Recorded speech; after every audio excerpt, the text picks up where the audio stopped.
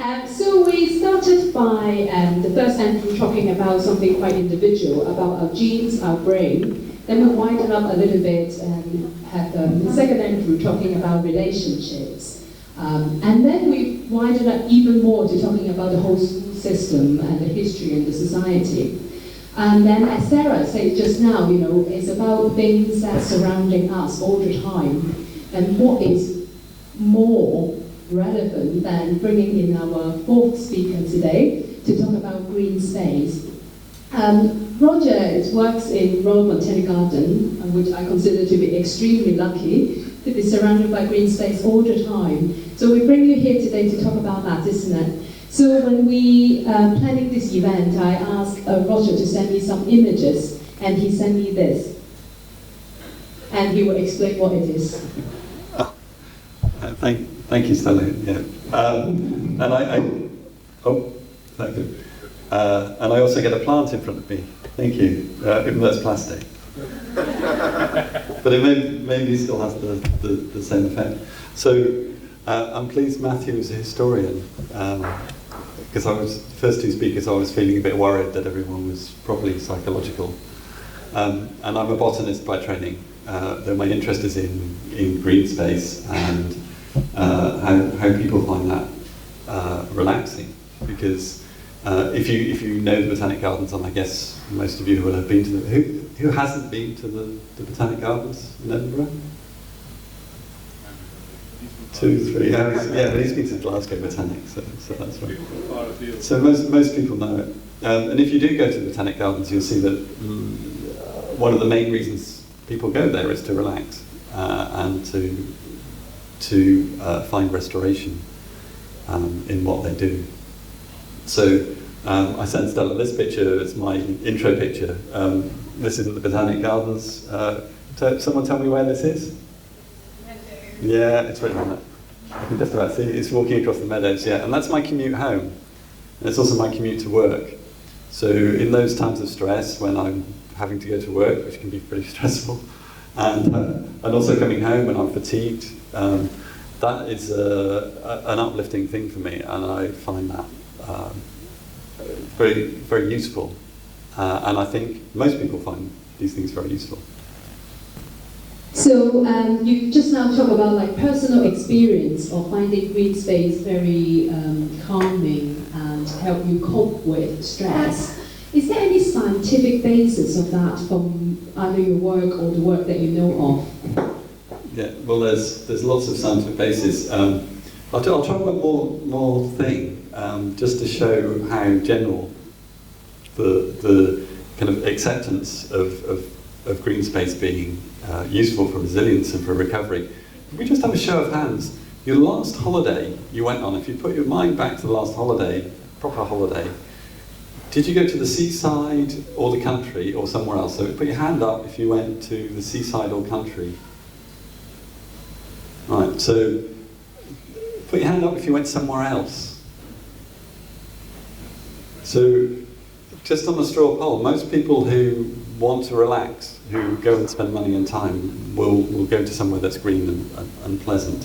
So it's a really obvious thing from that we then have to go out and prove scientifically that is true, which seems kind of crazy. It's like what Matthew was talking about with the school, where we need to find the evidence for why that is.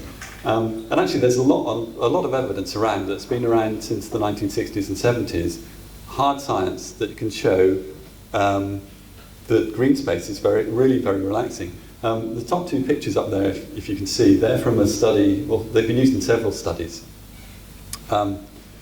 There's a classic thing you can do where you take people who are a little bit stressed and fatigued, and you give them a problem to solve.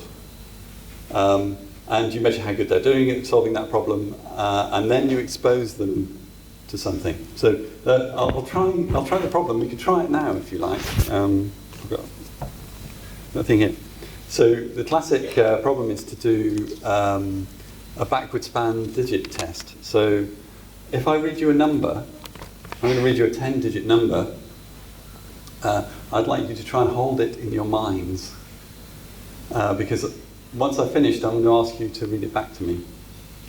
Okay, the number is 7357157484. Now, does anyone want to try and tell me that number backwards? It's the end of the day. It's really stressful. So, can you remember, anyone tell me what the last digit I said was? 84. Yeah, what was the one before that? 84. What, sorry? 8. So we got 4, then 8, then 3 digits back? 4. 4 digits back? Anyone get 7? 7. 5. 1. You've had a really relaxing day. I'm resilient. So it's restored. So what you can do is comparing person to person, different people will be better or worse at that. But if you give someone a task to do like that, and you give them a whole series of numbers, and you see how good they are at remembering them backwards, then you send them out and say, go and relax a bit. And you either send them out to walk down the street, or you send them out to walk in a beautiful green space. When they come back, if they've been for a walk in a lovely green space, they will be better at remembering numbers. It's as simple as that.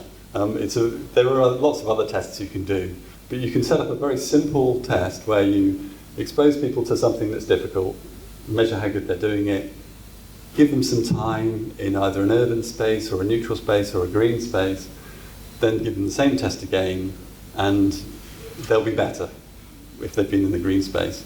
And that extends even to just showing them images. So you can just get a classroom full of people, you can show them green images of lovely, relaxing places, and they will be more restored and more resilient after you've shown them those images. And these 2 images at the top are 2 from a standard set that's been used on a whole series of studies. So yes, there's lots and lots of rock solid scientific evidence as to why we have green spaces, why we should have green spaces. But the interesting thing is how we extend that to a level where politicians and policymakers use that evidence more robustly to keep our cities green. So the bottom 2 images are probably not recognisable, but the bottom 2 images are Google Street View images from Edinburgh. So I've been running a small study where I'm randomly sampling images across Edinburgh and then analysing those images to see how much they resemble restorative or non-restorative images. So can we have the next? So in this study, this isn't published yet, so it's still slightly tentative. So this is a map of 768 sample points across Edinburgh, where what I've done is drop a pin on Google, in a Google map, then done a Street View image there, and said, this Street View image, how restorative is it? How many things are in this image that are also in images that people find restorative? And so the central dot of each of those is a different colour green, depending on how restorative the computer thinks this location is. And then the halo around the outside of those dots is how deprived that area is, which is just a quick look to see how, a correlation look to see whether the restorative places correlate with areas of deprivation according to the Scottish Index of Multiple Deprivation. And actually there is no correlation at all. So it's quite an interesting thing because there are lots of other studies that show that there should be. And you can spend ages looking at this map if you know Edinburgh well, exploring around where you think places are and where you know that deprived areas are and least deprived areas. I've picked one out, you probably can't see it at the back here. See the white dots in the middle there is Marchmont-Bruntsfield area, which is one of the least deprived areas in the country. And that's a picture of it, and there's no trees or anything else, it's all tenements. So according to the analysis, you wouldn't think that this was a particularly relaxing place, but it's only half a mile from the meadows. whereas you've got lots of other areas. So you can start cross-looking at social issues, mental health issues, and things like that, and how green space varies around those, and ask questions about why is this like this? You know, why do people find some spaces beneficial? So some people find some spaces beneficial, and other people don't find them beneficial. How long have I been going? Someone needs to throw a stress ball at me. So, I'm wondering, when you talk quite a bit about things being kind of calming, relaxing, so bringing it back to resilience, do you think that being able to relax or being able to cope with stress is a fundamental factor that explains why some of us are more likely to have difficulties and some of us are more likely to, bounce back like that? I don't know. You might be better to ask one of the other guys about that. With green space, I think that there is a strong element of prevention in that, certainly if I think of my personal behaviour, if I've been out and I've been walking and I've been tuned in with nature, then I feel a lot more resilient. I don't get depressed or anxious or caught up in things. And if I am depressed and anxious and caught up in things, I'm more likely to buy a chocolate cake and sit in front of Star Trek. And it wouldn't necessarily drive me to go and walk in the woods. So that's from personal experience. So I'm not so certain those mechanisms and how those mechanisms work in terms of exposure to green space. We do know that it has restorative factors, and that it will help you relax and it give you lots of good things, and we know there is lots of correlation with lots of health benefits from lots of other spheres, but the mechanisms are really not very well known at all. And also that unless it's in a structured way, it won't just make you better if you're ill. So I think that's as much as I know anyway. Okay, so well, thank you very much, Roger.